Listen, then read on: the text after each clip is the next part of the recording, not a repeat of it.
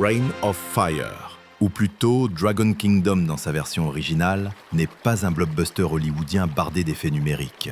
C'est un petit film britannique qui, faute de moyens, compense par une sincérité presque touchante. Ici, les dragons ne sont pas des créatures tout droit sorties d'un studio surpuissant, mais des ombres menaçantes, des présences lointaines qui nourrissent l'imaginaire plus qu'elles ne s'exhibent. L'histoire est simple, une princesse doit traverser des terres interdites pour sauver son royaume. Mais ce fil narratif classique se double d'une atmosphère quasi théâtrale. Les dialogues se veulent épiques, parfois maladroits, souvent en décalage avec la modestie des décors.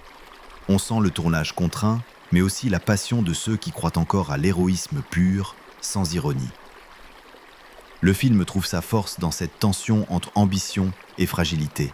Les combats sont chorégraphiés avec énergie, même si les costumes semblent avoir déjà vécu plusieurs batailles hors champ.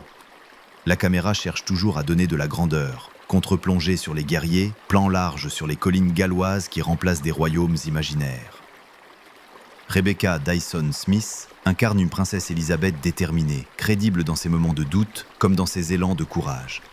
Autour d'elle, une galerie de figures archétypales, le mentor, la guerrière implacable, le traître, qui rappellent les quêtes de fantasy d'antan, celles qui n'avaient pas peur de se prendre au sérieux.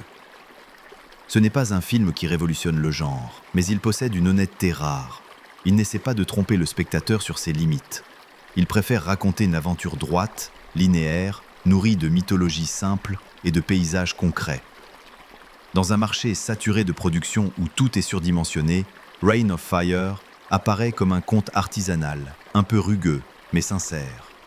On pourrait sourire de ses effets spéciaux datés, de ses dialogues appuyés, mais si l'on accepte l'invitation, si l'on franchit la première porte des terres interdites, on entre dans un royaume où l'imaginaire supplée à tout le reste.